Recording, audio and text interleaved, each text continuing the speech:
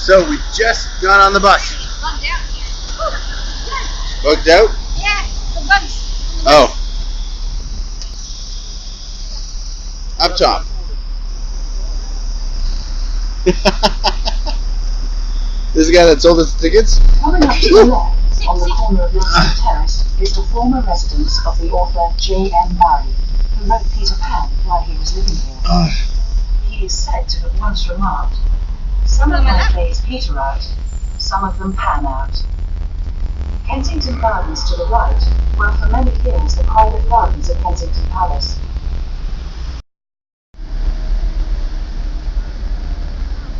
So this one used to be in front of Buckingham Palace, but then it was moved here in the 1800s.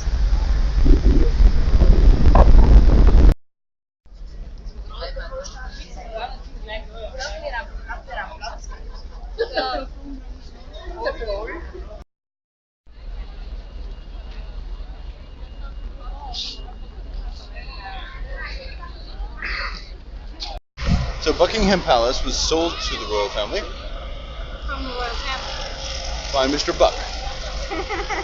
No, it was actually a Sir something that built it, and it was actually just a house.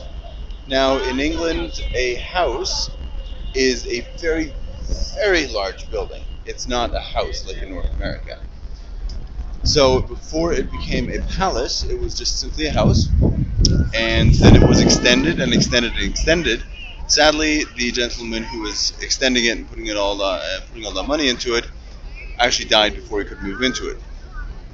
So then it was sold to the Queen in, what was it, 18 something, and then she moved in when it was finished. And then it looked something like this.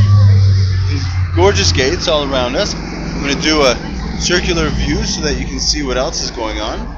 We have gates left and right, and earlier on the tour bus we actually passed the Queen's stables where she keeps all the carriages and all of her horses.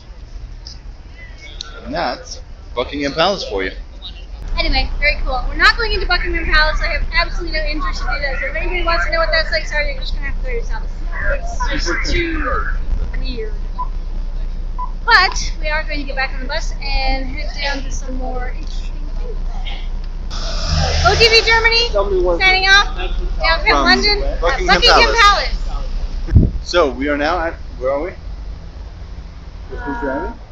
No, that's Westminster Abbey. That is the church. We're at the Parliament House. Okay, we're at the Parliament House, and we're standing in front of the entrance of the... House of Parliament. No. This is the entrance of... Sovereign's entrance. Sovereign's entrance. And I will swing around so that you guys can see it. Sovereign's entrance simply means that the people who enter here are only royalty, more specifically, it's the Queen's entrance. Not for the peasant politicians. Nope, the Queen enters here.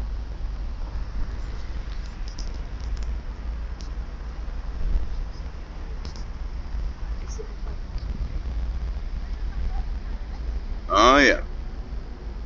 Now that is one heck of a private entrance. And this is the small barrier you'd have to break through in order to get in. And yes, it is solid steel.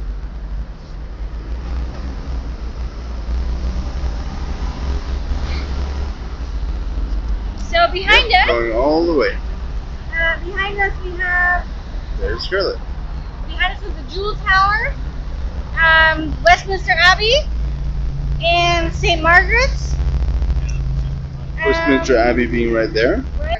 And then the Jewel Tower would be that one right next door. This little building here, I'm not sure that is. It's just weird. But, right. So we're trying to figure it out on our lovely little map exactly where everything is here. So what we're going to do now is we're going to walk around the Parliament Square and maybe visit the Abbey a bit and see Big Ben, which is the clock, not the tower. The clock is named Big Ben. And we'll see if we can find some details and history and such things as we go. Perfect. Okay. Oh, not the deck tour? The deck tour just passed us. It's an amphibian vehicle that actually goes into the water as well.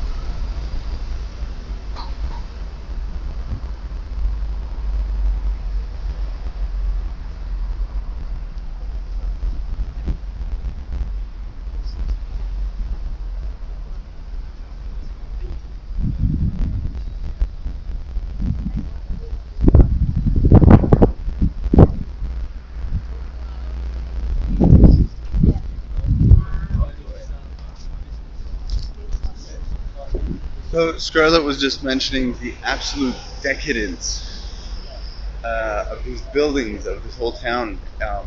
Never been anywhere that was this decadent. In all of Germany, you probably have 3 or 4 locations that are like this. The Cologne Dome, for example, or in Berlin, there are a few buildings that are obviously beautiful and huge, etc. But nothing like this, and not every building. It's just clustered. It's everywhere. I mean, look. Every corner you turn to. Single modern building anywhere.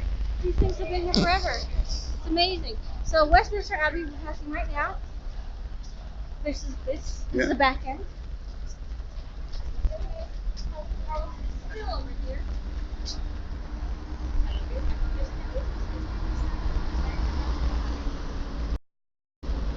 To give you a little information on Westminster Abbey, this is where the kings and queens will be crowned, and this is where all the weddings take place. For example, the one that recently happened. On the other side, behind this, we have still the Parliament. It's a huge building. It's all really close together, too. Washington, for example, things are much further apart. Ottawa, things are much further apart. Berlin, things are very far apart. There's a lot of space between each building. Here, it's just clustered really, really tight. So as you're walking here, and I'm not even really sure which building turns into the next building because they all look so similar. Amazing.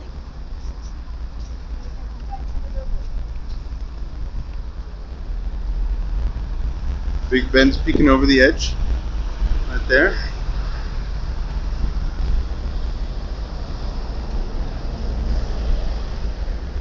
That's the tourist walkway into the Parliament building.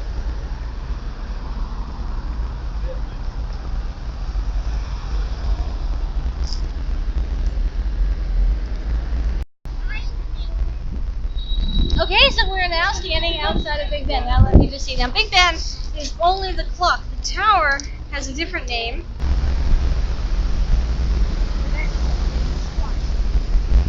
So, come on, Big Ben, give us a ring.